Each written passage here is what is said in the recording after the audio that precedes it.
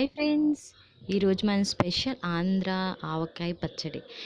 ఆవకాయ పచ్చడి అంటే ఎవరు ఇష్టం లేని వాళ్ళు ఉంటారు. వేడి వేడి అన్నంలో ఆవకాయ వేసుకుని నెయ్యి వేసుకుని తింటే నోరు ఊరిపోతుంది కదా. అది ఎలా చేసేలో చూసేయండి. దానికోసం మామిడికాయలు, ఆవకాయ కోసమని మనకి మామిడికాయలు దొరికితే ఆ మామిడికాయలు తీసుకున్నాం. అవి వచ్చి 15-20 కాయల దగ్గరికి ఉంటాయి.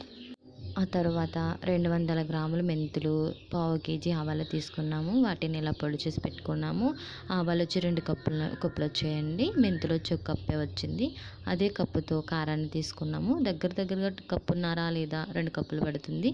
అదే కొలతతో మేము ఉప్పుని తీసుకున్నామండి. ఆ ఉప్పు వచ్చి అరగంట సేపు ఎండలో పెట్టుకుని ఇలా పొడి చేసుకున్నామండి మెత్తగాని. ఇది 2 కప్పులు వస్తుంది. ఇలా అయిన తర్వాత మనకి కాయలు తీసుకుని ఇలాగ మనమన్నా కట్ చేసుకోవచ్చు. మనం కట్ చేయలేకపోతే బయట వాళ్ళు కట్ చేసి ఇస్తారండి. లోపల ఉన్న సీడ్స్ని తీసేసి దాంట్లో ఉన్న తెల్ల పొరను లాగేసి అప్పుడు క్లాత్తో శుభ్రంగా తుడిచేయాలి. అలా లాగడం వలన పచ్చడి అనేది బూజు పట్టకుండా వగరగా లేదా చేదుగా లేకుండా ఉంటుంది. అలా అయిపోయిన తర్వాత ఇలా ముక్కలన్నీ కట్ చేయించుకోవడం లేదా కట్ చేసుకున్న తర్వాత శుభ్రంగా క్లీన్ చేసేసుకొని పెట్టుకొని పచ్చడిని రెడీ చేసేసుకోవచ్చండి. ఒక లోతైన గిన్నె తీసుకొని అందులో మెంతులు, ఆవాల పొడులు, ఉప్పు, సరిపడినంత కారం అంటే 1 కప్పున్నర కారం వేసుకుని బాగా కలుపుకోవాలండి. అలా కలుపుకున్న తర్వాత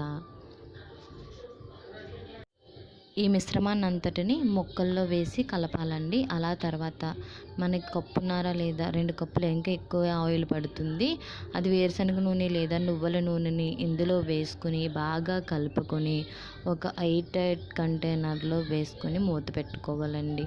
అలా మూత పెట్టుకున్న తర్వాత ఒక 3వ రోజు చూస్తే ఆయిల్ అనేది బయటకు వస్తుంది. ఇందులో వెల్లుల్లిపాయలు ఒక 100 గ్రాములు వేసామండి మేము. చూసారు కదా. ఇలా అయిన తర్వాత మూత పెట్టి తర్వాత 2 రోజుల తర్వాత చూస్తే ఆయిల్ అనేది బయటకు వస్తుందండి. అంచులంపుడు ఉన్న దాన్ని శుభ్రమైన క్లాత్తో క్లీన్ చేస్తే బూజు పట్టకుండా ఉంటుంది.